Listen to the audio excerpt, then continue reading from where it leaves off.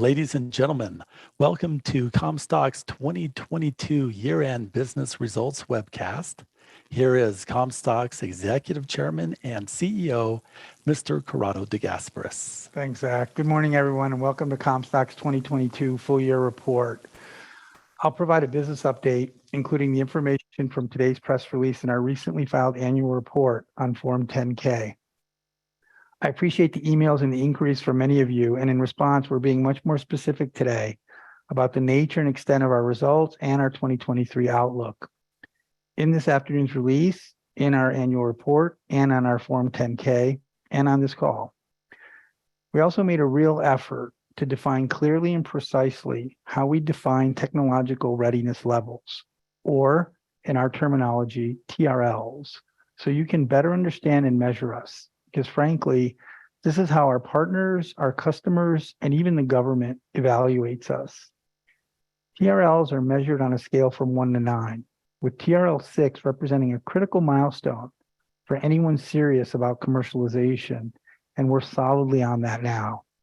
2021 and 2022 were about integration and technology development and its readiness. 2023 is all about commercialization. By certain relative measures, we've been fast, but not relative to the expectations that we have set. And we're correcting that by setting very specific and clear objectives.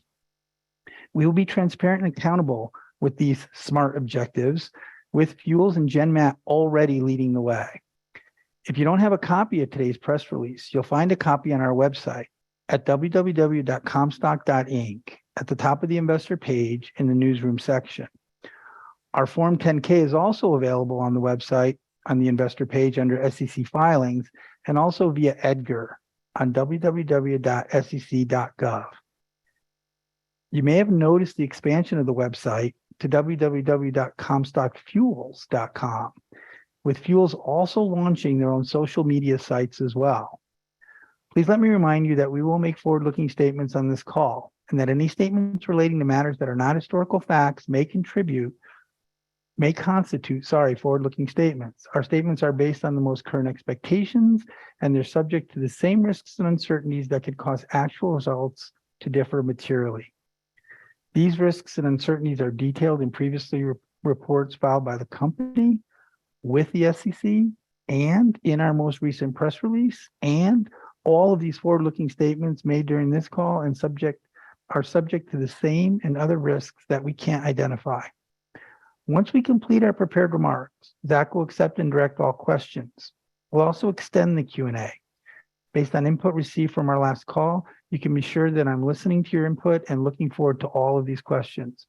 We can also be available for follow-up after the call. Let me briefly highlight for each one of our businesses the most salient achievements for 2022 and the SMART objectives that we set for 2023. I'll start with Comstock Fuels. The Fuels teams has now demonstrated technological and commercial readiness, that is, at least TRL 6, in a remarkable way, with extraordinary yields now approaching 100 gasoline gallon equivalents of renewable fuels per tri-ton of woody biomass.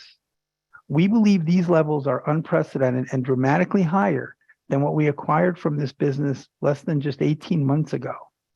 I can tell you when you're engaged with a globally recognized company and you're demonstrating TRL 6 or TRL 7, as in our recent experiences, you're engaging in months of real diligence, productive advancements, and that's what's happening with us right now in the fuels business. We've upgraded and commissioned our demonstration system in Wisconsin and commenced production and shipping of biointermediate product samples to exactly these type of prospective customers. And we're actively engaged in discussions with multiple of the renewable fuel producers towards the execution of new licensing agreements. We have recently hosted one such company in Wisconsin with great reception over 2 days, as they could now see, touch, and feel our capabilities and test our samples. Our demonstration facility is integral to these commercialization efforts. We are now both actively commercializing what we have proven, while also advancing additional fuel pathways, both within the award-winning DOE grant process, as well as multiple other enhancing pathways outside of the DOE grant process, and positioning for the potential to even increase these leading yields well beyond 100 gallons per dry ton. In our opinion, this would extend an already significant market-leading performance. This year, we will execute at least one commercial license agreement, and to be clear, each license agreement for one of our potential customers' commercial production facilities will create at least 15 to 20 years of recurring royalty revenue for the company. This is in addition to millions of dollars of upfront fees for design and engineering and support. Just as an aside, when our technology is adopted by a customer like this, the likelihood of it being only for one facility within these global and national companies is pretty low. We will also complete in 2023 an independent life cycle carbon analysis to prove the carbon emission reduction benefits from using the fuels produced with our patented processes. Our customers value and frankly demand that these leading decarbonizing activities are independently documented, and so do we. 2023 will also see continuous operation of the integrated bio-intermediate production process in Wisconsin for sufficient enough time to achieve and broadly demonstrate TRL 7. Now let me turn to GenMat, who as of yesterday, and quite dramatically, has come out of stealth mode in large part because they've announced the achievement of their first 3 major objectives and are now well on their way to the first commercial use of their breakthrough software solutions. I'm going to try to convey the profound importance of what they've already demonstrated, which is the successful creation and operation of a truly generative artificial intelligence. Just to repeat that, GenMat has now created and operates a proprietary generative AI that they've named Zeno. Zeno can simulate known and new materials in an exponentially shorter time than traditional R&D methods are capable of. This includes simulating and predicting crucial properties such as electrical conductivity, thermal conductivity, heat capacity, formation energies, band gap, magnetic properties, and more, all at the atomic level. Zeno has been trained on solid-state metal oxides and can simulate any metal oxide material's thermal conductivity, for example, to 99% accuracies in minutes. We have seen it done with titanium dioxides, and frankly, we were all stunned.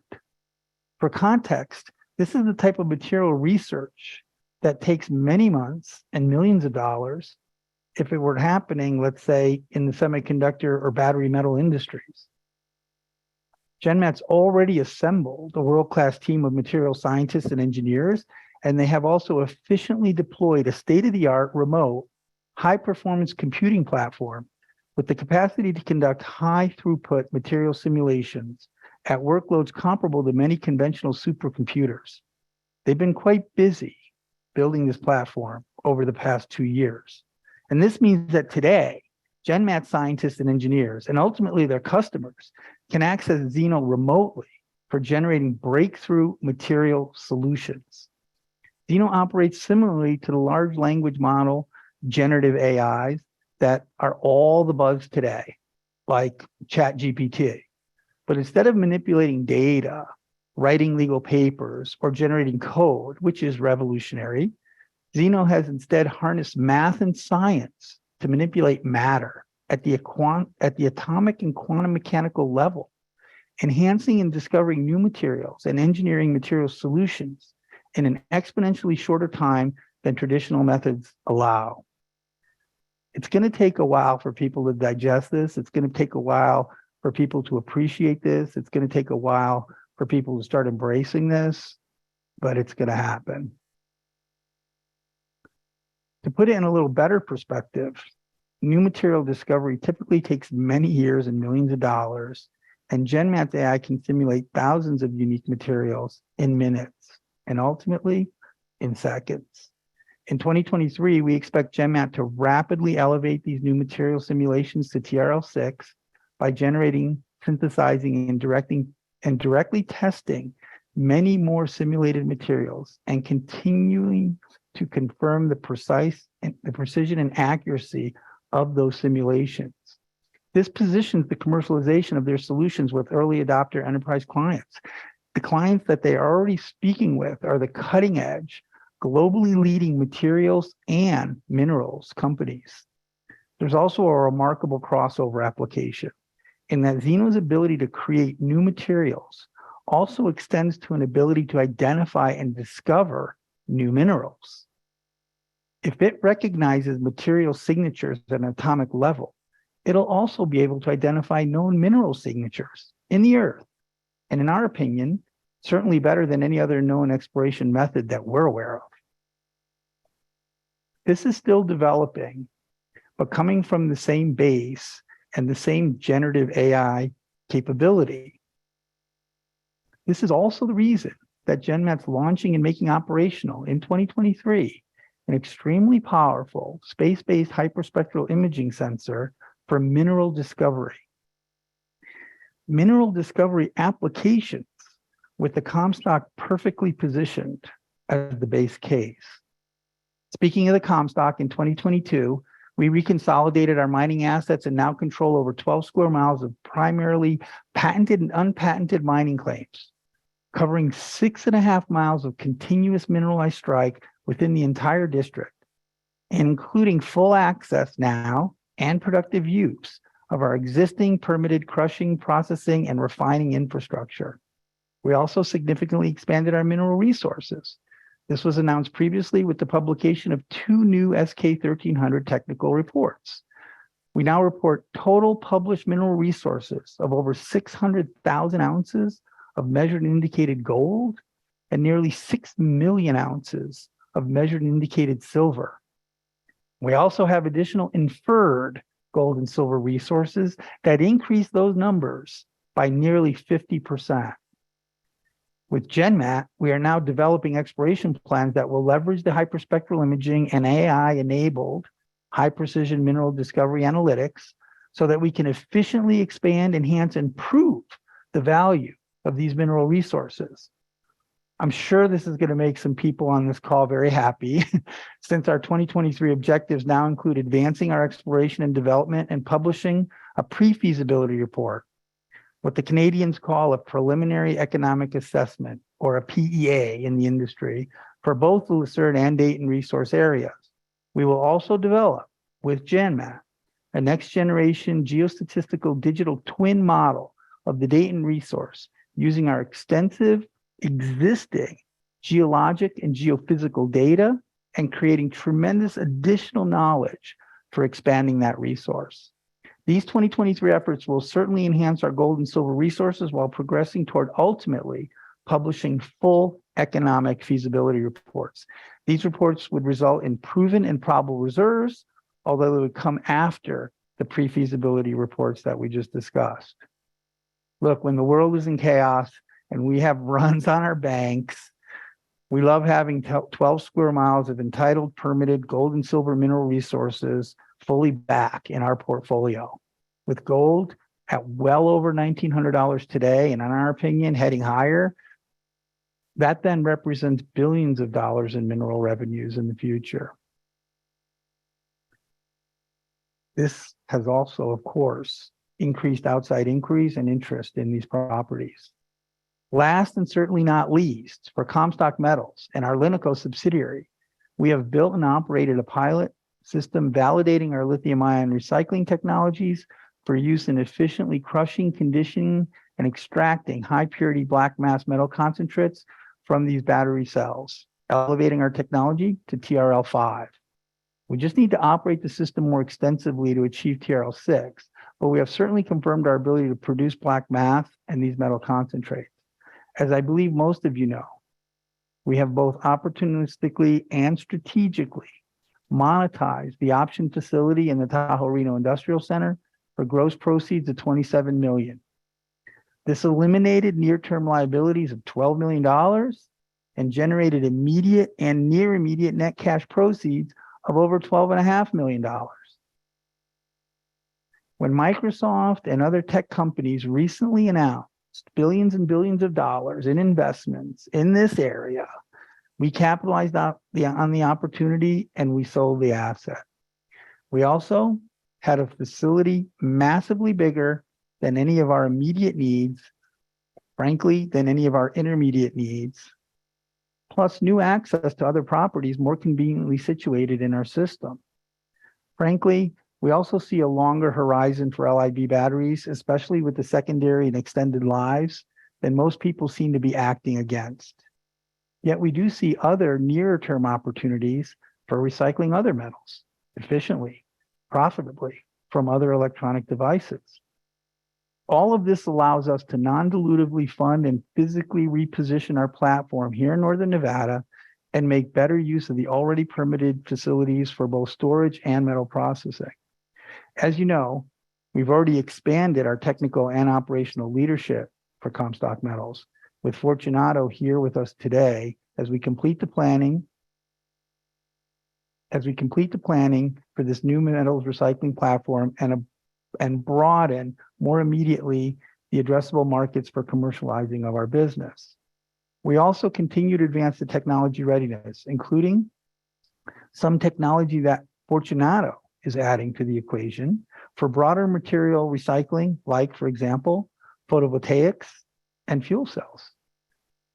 We've already identified these broader feedstock opportunities, revenue potentials, and expanding high-growth markets, certainly including, but well beyond just lithium-ion batteries. This is a shift. This is a reposition.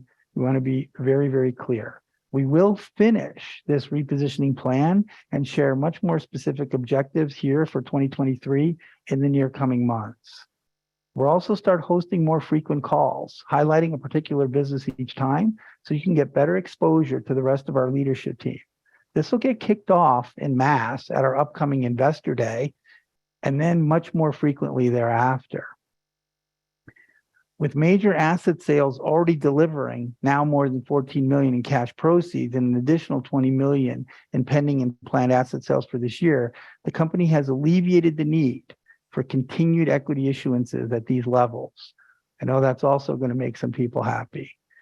Executing licenses for use of our biorefining technology is our number one priority for 2023.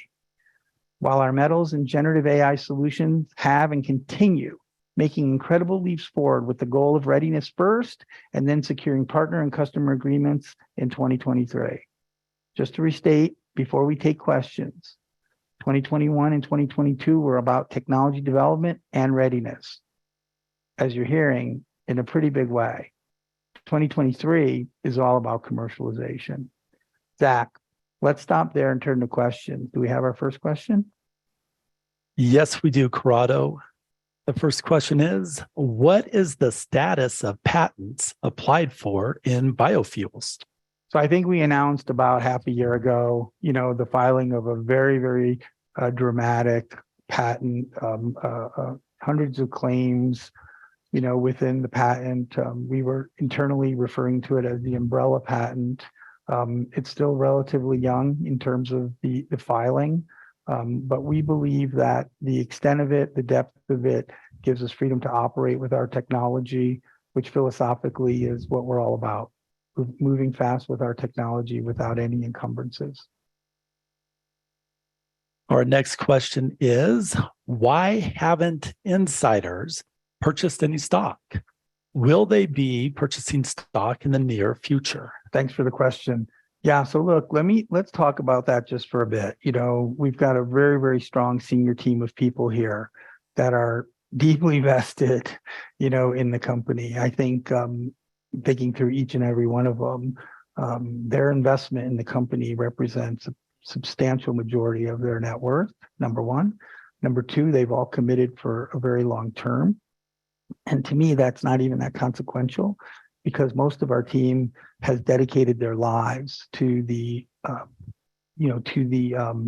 objectives that we just went through with you. In addition to that, a lot of our people came in when we originally valued these transactions and we originally acquired these companies at a dollar equivalent of $5 a share. So when we think about alignment with our shareholders, when we think about our own investment, and we think about how vested we are in this equation, we think there's very, very strong alignment. Having said that, I don't want to dodge the question.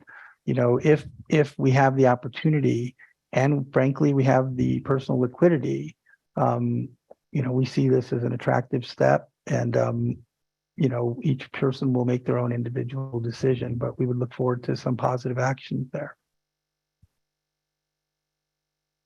Okay, next we have a statement from one of our listeners today.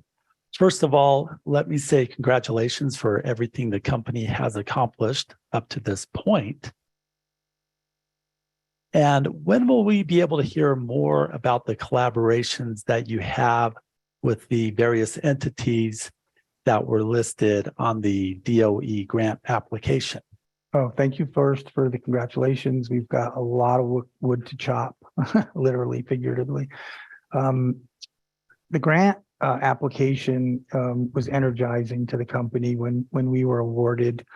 Frankly, it energized us even before we were awarded, with the assembly of that, world-class industry team.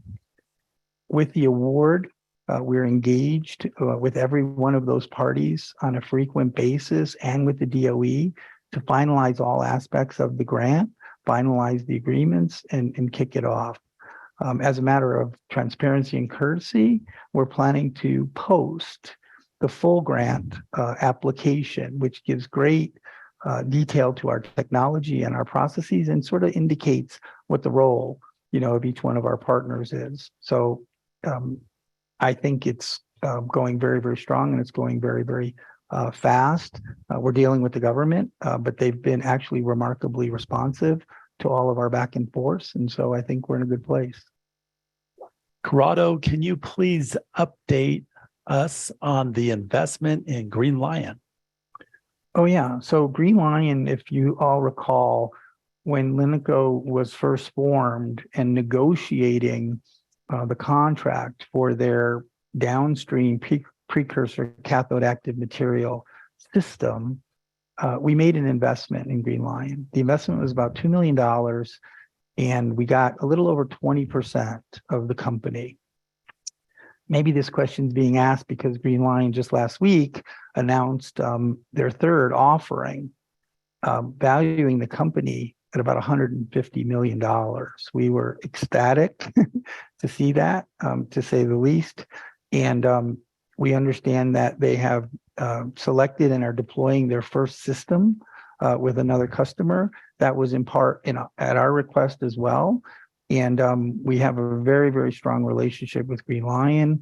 The investment was initially marked to about $4.5 million on our balance sheet at December 30th, 2021, when we increased our ownership in LINICO. We no longer mark that investment to market, but given the recent offering, it's worth much, much more than that amount of money. Can you provide an update on the mercury cleanup business, as well as the equipment that's associated with it? Yeah, happily. So we haven't spent almost any time in 2022 with mercury cleanup. We did recapture 100% of the assets in that business. Some of you may recall we were a 25% owner. We weren't actively managing that business.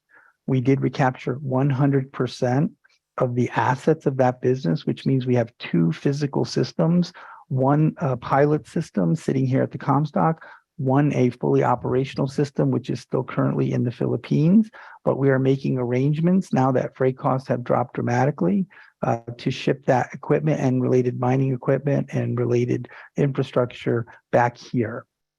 Those equipments can be used for alluvial mining. I may have mentioned previously that even though the systems have efficacy at removing mercury contamination from the materials, it doesn't need to have mercury contamination to process alluvium and separate gold. The spirals are highly precise. So we have the equipment. We have not prioritized that business. I think you can see why. The impact of fuels, the impact of GenMat's work, the impact of metal recoveries are tremendous for us. But we will reevaluate what we do with those assets. In recapturing 100% of those assets, we also recaptured a little under $1 million of cash back. So we currently don't have any asset recorded on our books. We wrote those down as part of this process, despite having taken 100% of the physical assets within our portfolio. So I wouldn't say, and as you heard from my comments here, it didn't show up on the 2023 objectives as a priority, but we will ultimately make a decision on what we do with either A, those assets, or B, the business. The next question is, do we have any ongoing royalty income? We do not have any ongoing royalty income. We do have royalties, associated with our mining properties, but we have now recaptured and reconstituted all of our mining properties back into our portfolio. For total clarity, we own or control 100% of all of those assets, all of those patented and unpatented mining claims, properties, lands, et cetera. As we move forward in the fuels business, it is a licensing and royalty-based model, which we're extremely excited about, but we don't have any currently operating as we speak.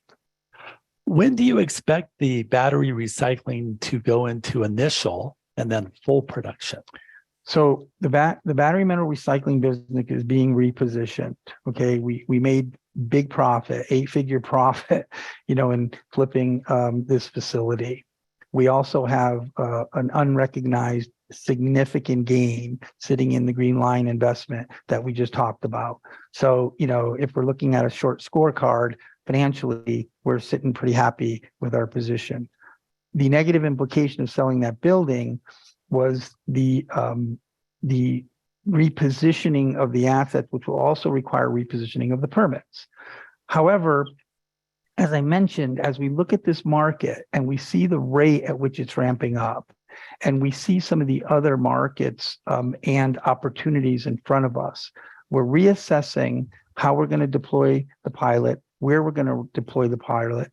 There are various modifications that will occur associated with the permitting, and we will come back later with a much more specific plan, much more specific objectives, much more specific timeline. But I want to emphasize, we're leveraging tremendously existing infrastructure.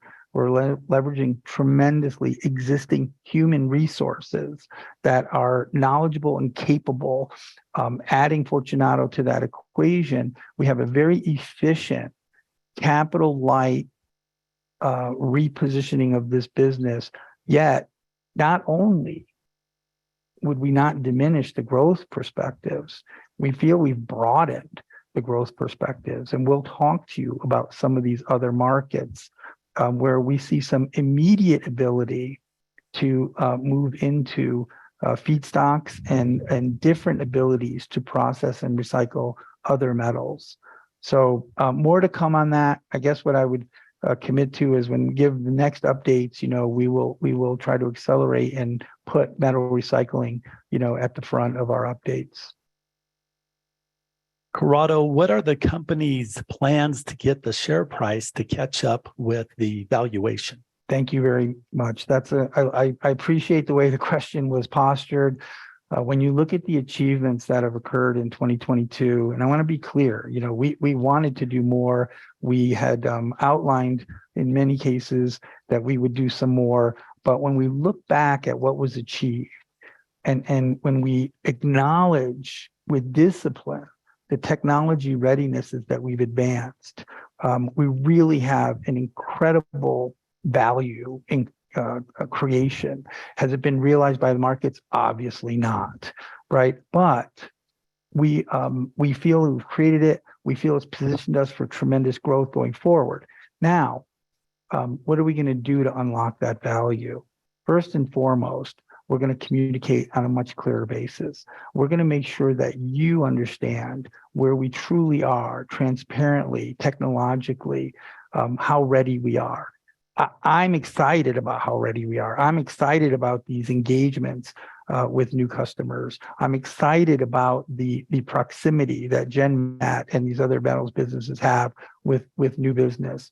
Now, in addition to advancing the plans that we just outlined, we are communicating more broadly. I mentioned that Fuels has just set up their own website. We've gone a step further. We've dedicated a team, right, to start communicating and marketing the activities. We already have dedicated sales and business development. We will be in full attendance and keynote speakers next week at the Advanced Biofuel Conference. We will be targeting investors that have expressed a keen interest in these segments of the market. There are long-minded institutional investors that see now the position that we brought the company forward to, see the readiness of the solutions that we're bringing to market. Interestingly, even some of the customers that we're talking to have referred us to investment capital. So we are positioned to better target, better communicate, better market, and start to realize a much, much bigger percentage of the value that we believe has already been internally created and unlock it for the investors. And second to that, just continuing to forge forward on meeting these 2023 objectives. Well, that's a good segue, Corrado.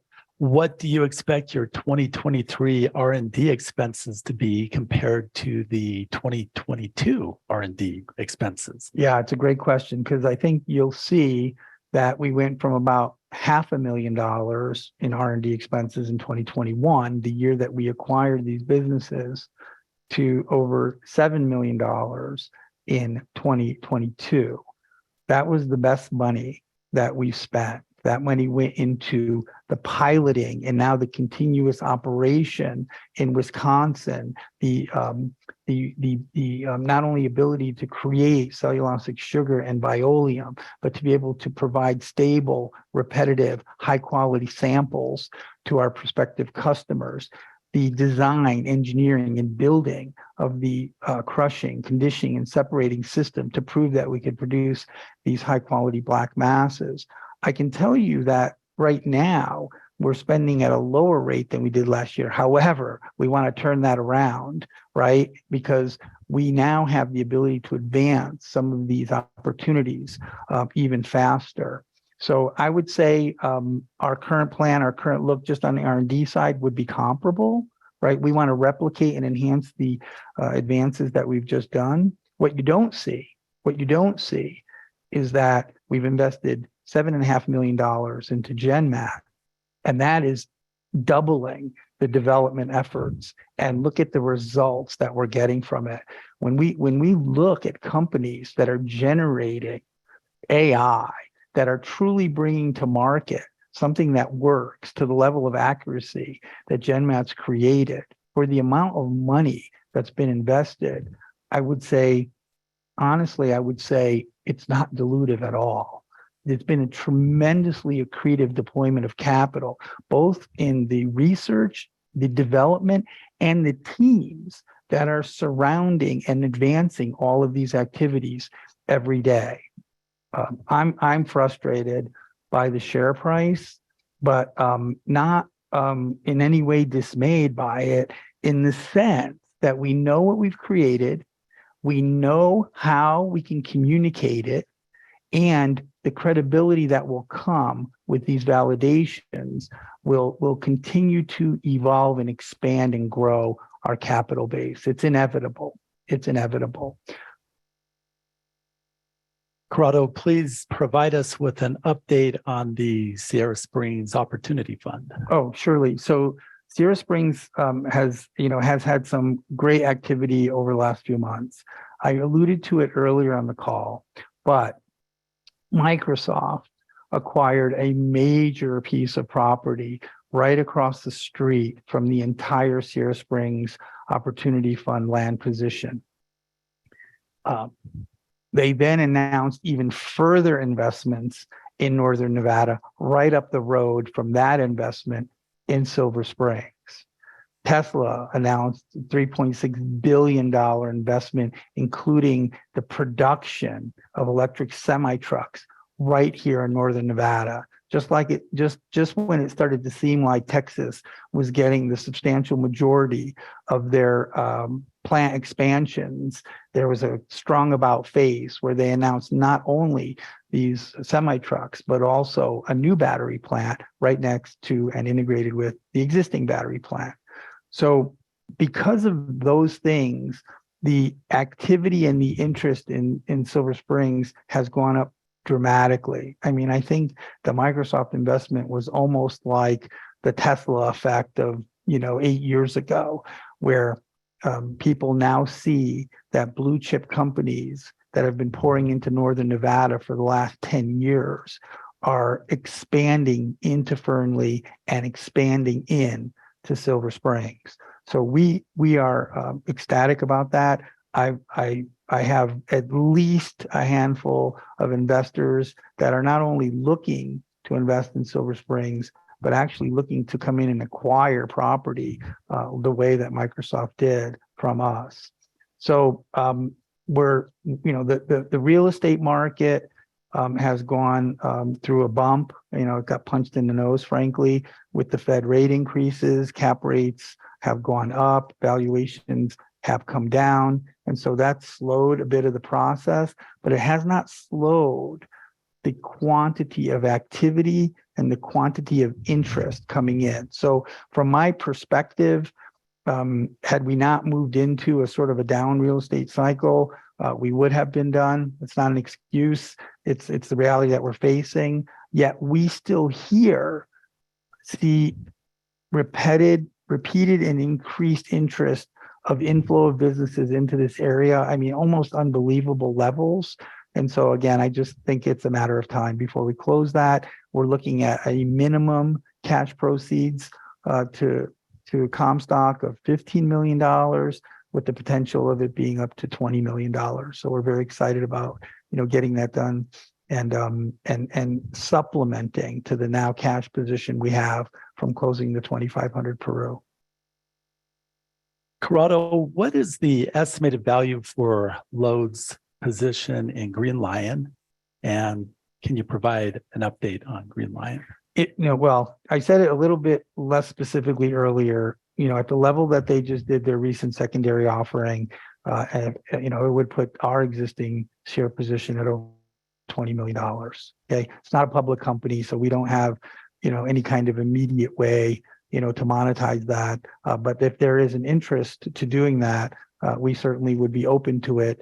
For us, what is strategic about Green Lion is the contractual relationship and the access that we already have at very, very founding level prices for their system. That's intact. That's not changing. The investment, frankly, the investment was done to enable that contract. The investment was done to get a favored nation position on the technology. With that being in place, the investment's discretionary. So it certainly could be one of the assets that we monetize. Corrado, what is Comstock's ownership stake in GenMat and remaining financial obligations? Yeah, so good question. So we had committed originally up to $50 million for up to 50%. Okay, that's the simplest way to think about our commitment. It was phased with three major components. The first component was a $15 million commitment requiring GenMat to achieve certain objectives. They're well on their way to achieving those objectives, and we have committed in cash to date just under 9 million of those $15 million. Okay, so basically, if we fulfilled the full 50 million, we would own about 50% of GenMat. Right? GenMat is now starting to get, as you probably wouldn't be surprised to hear, interest from venture capitalists and many other sources of capital. We think there's positives to that kind of situation. Right now, we're the only investor. We're the only funder. We have 3 of the 7 board seats. I chair the board, and our relationship with that incredible management team and that incredible multidisciplinary science team is at the highest level. So where do we end up? look, we're going to get to phase one. We're going to fund 15 million.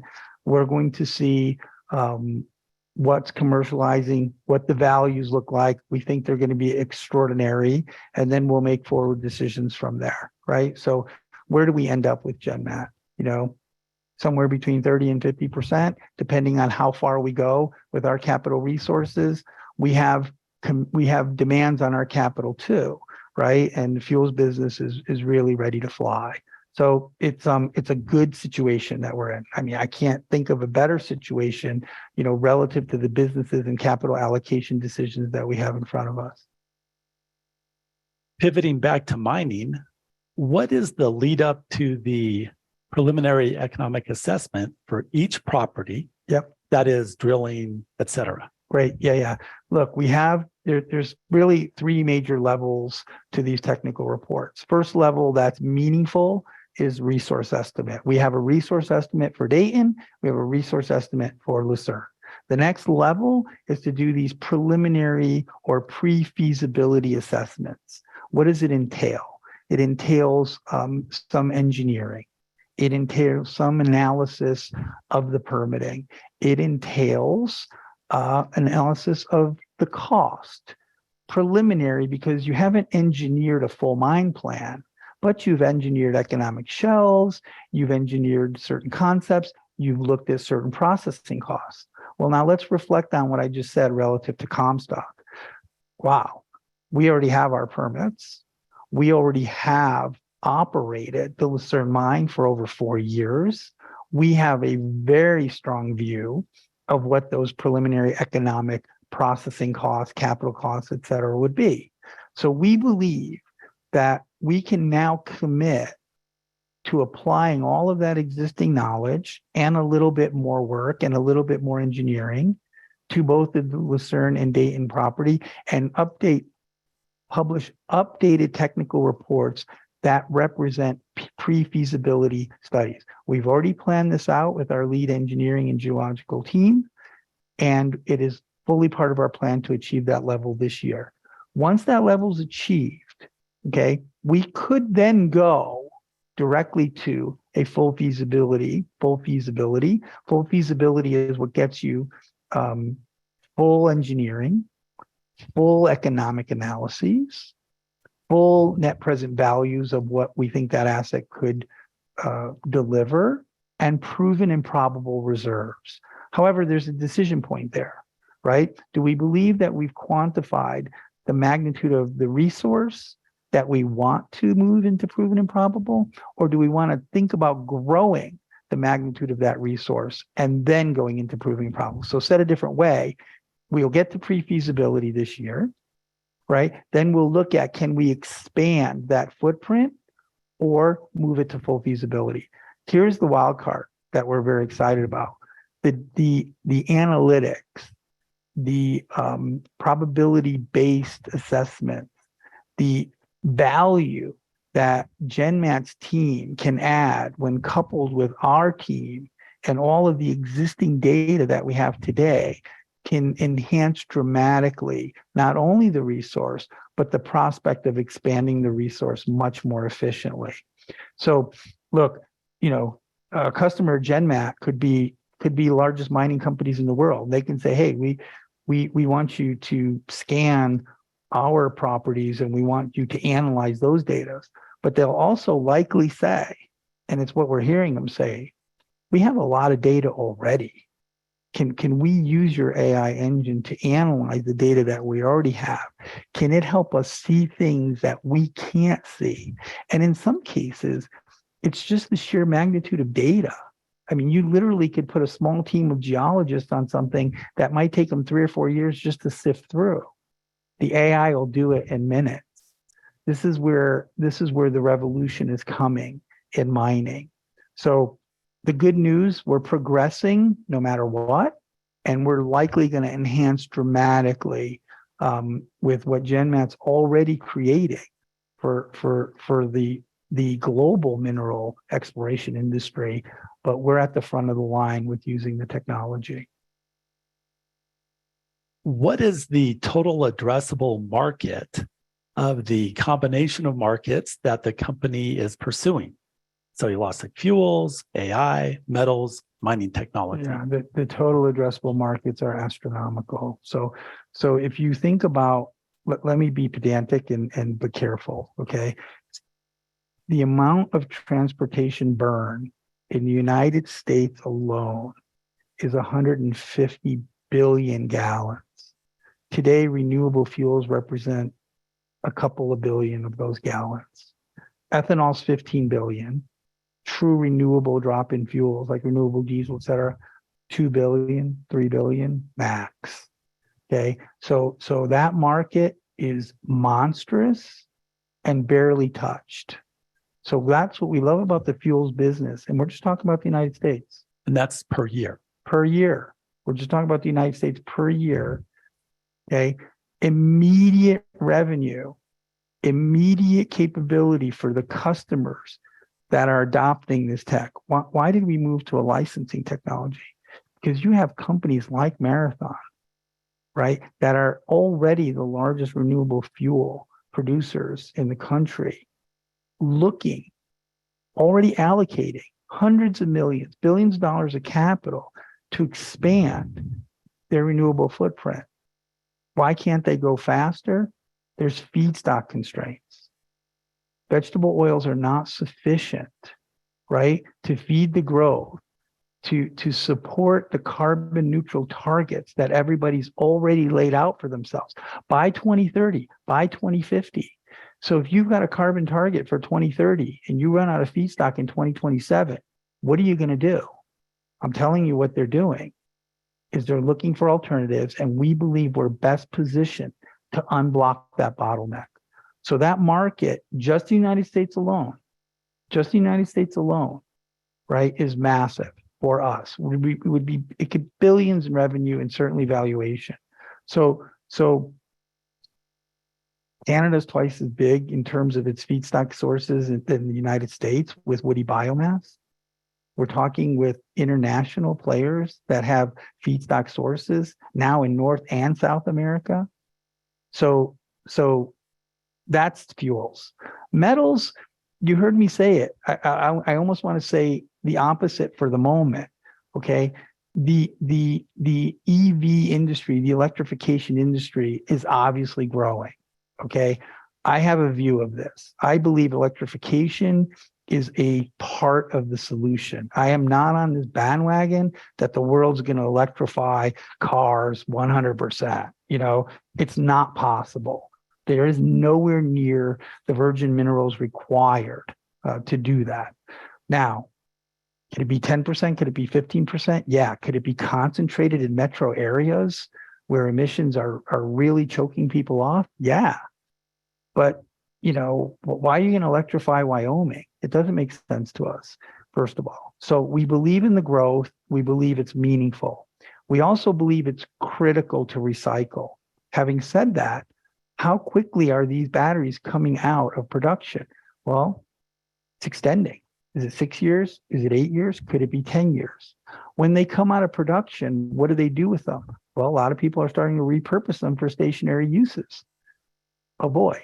Okay. So that curve is going up, but we don't see it going up as fast. Is it critical, right, to perfect your technology and its readiness? Yes. Is it critical to be able to produce battery grade metals? Yes. Okay. But we need to think about the pace that we deploy capital and for what purpose. So we love the idea of having a TRL6, TRL7 operating system producing saleable metals from all sources that are profitable and then letting that business grow. We think it'll be a very big business someday. Total addressable market today is much smaller. Now, when you start talking about GenMat, it's ubiquitous. If you're talking about addressable market, right? What is it? All of the materials, the R&D budgets of all of the largest material science companies in the world, you could look at it from a number of different ways, but it's ubiquitous. I mean, it touches almost everything, so we haven't quantified it in total, but we have quantified the markets that have the biggest bottlenecks, the biggest constraints, and are struggling, like silicon chips. Okay, they need more power. They're about, Moore's law is going to become Moore's wall. They're going to smash into a constraint. And so how do you enhance thermal conductivity? How do you enhance electrical conductivity? How do you modify the band gap for a different result? GenMat knows how to do that. The difference is it doesn't take them years, right, for an incremental improvement. They can do it in days. They can do it in minutes. So if someone, if you take any one of these silicon chip companies, they got a $20 billion R&D budget. You can imagine how they're spending that money. We can make dramatic improvements with them, for them, with these kind of solutions. So there's just so many ways you can go with it. But what we want to do, what's very important for us to communicate in 2023, is having an early adopter for material simulation, have an early adopter for mineral exploration and discovery. Okay, you have two world-class companies using a world-class technology, and then it gets very exciting from there. Corrado, for Comstock Incorporated, can you give us a timeline on revenue streams? So we're trying to do that with this call. Okay, so 2023, at least one license with a major fuel company. When that happens, this game has changed completely, because you will have, remember, millions of dollars of upfront fees for engineering support. Okay, that's a validation. You will have a known royalty percentage. We can very easily project, based on the size of the customer's facility, what that will translate into dollars. But then you'll be able to extrapolate. Once you have a known number, you'll be able to extrapolate. It'll be irresponsible for us to do that until we have that, and then we'll be able to extrapolate. Obviously, we have models, we have projections. They're very exciting. They won't be credible until we get that first one. It's coming this year. Okay, one of our listeners hasn't been able to read the entire 10K yet. So understandable. Yeah, they're asking this question. The pilot plant in Wisconsin, Yes. is it still on target to be acquired 100% in 2024? Oh, yeah. So we act as if we completely own and control, the Wisconsin facility. There's two payments, 1.75 million each, which we will very comfortably make, one in 2023, one in 2024. So the answer is 100% yes. Okay. And another listener is drilling down on the hyperspatial sensors. What is the use case? What are the sensors connected to? Is it constantly analyzing a stream of data, or only when specific materials are recognized? Yeah. So I'll explain very straightforwardly what I understand. Okay. So I was just at the Prospectors and Developers Association of Canada, the PDAC conference in Toronto 2 weeks ago. GenMat was there in full force. Comstock was there in full force. What my biggest takeaway from that conference, which by the way was 30,000 people strong for the first time since pre-COVID. Last time I was there was pre-COVID, and I was blown away by the number of peoples and companies. Some of the largest companies in the world, including Rio Tinto, a keynote speaker, spent their entire keynote on advanced technologies, including data analytics, remote accessing, and hyperspectral information. Hyperspectral was everywhere. So what's happening in the mining industry? Finding new minerals is becoming increasingly more and more difficult. Finding new minerals is becoming increasingly more and more expensive. There is no sustainable solution, even for the majors, to continue on the same path. So for us, having a much, much more powerful, we believe the hyperspectral imager that GenMat's going to put into orbit, is one of the most powerful, if not the most powerful known that's out there. Okay. But that's only part A of the equation. Part B then is using Xeno to analyze, sift through, see rapidly what's in that data. What it will result in is much more precise drill targets, much more focused exploration programs, discerning existence of mineral signatures that are maybe impossible to discern today without that kind of processing and computing, not just power, but predictive math. So, getting more data with more powerful imagers is a part of the equation. But how you analyze, process, and draw predictions and conclusions from data, to me, is the secret sauce.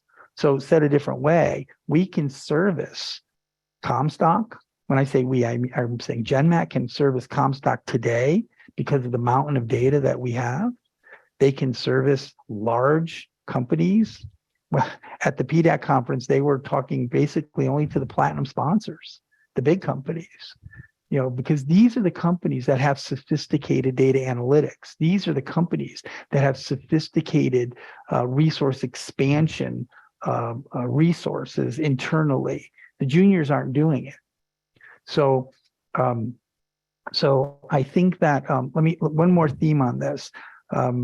You could scan mining districts specifically. You would, to answer that question, a customer would say, like, for example, Comstock would say, I want you to scan my 12 square miles.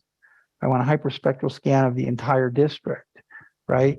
You charge them for that, that bandwidth, you charge them for that compute, and then you charge them for the value of your interpretations. So that's how we would think about one way of approaching it.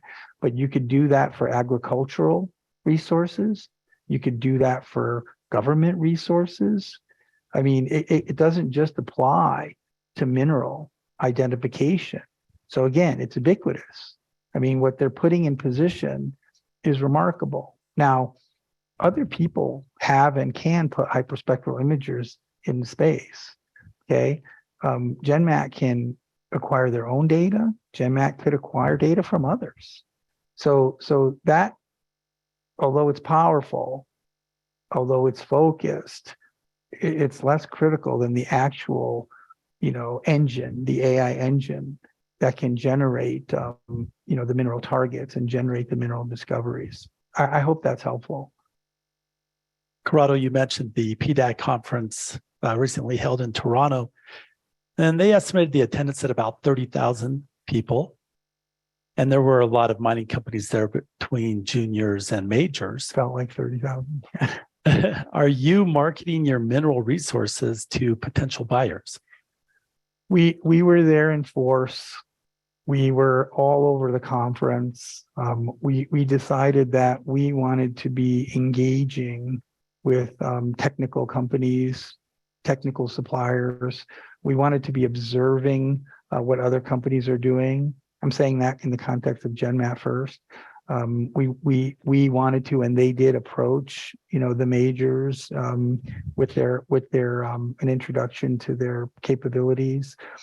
From the Comstock side, we were engaging other companies.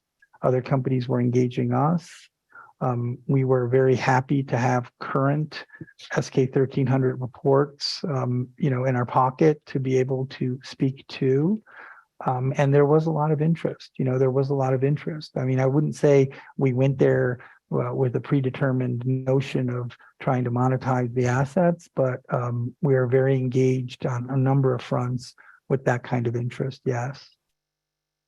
Corrado, that does it for our questions. I want to thank everyone who submitted a question and turn it back over to you. Thanks, everyone, for your time. I do hope you feel and hear a difference in how we are approaching each business's objectives, the transparency, the specificity, the measurability, the relevance, of what we're trying to talk about. I know that probably as we explain our readiness to you, there may be some disappointment. Gosh, I thought this was more ready than that. That's why we did it. We want to make sure that our investors are well understanding where we are. We want to make sure they're well understanding the value of the money that we're spending. We want to make sure that they're well understanding the impacts of what's already been created and the impacts of what is in front of us to create. And we wanted to take the time, right, to go through all of these questions. Having said that, we're available. If there's follow-up, once you do get a chance to read through the 10K, once you do get a chance to read through the press release, which I think is a really excellent, more detailed overview, both of past and future, please follow up, give us a call, ping Zach, and we'd be happy to talk to you. Thank you, everyone.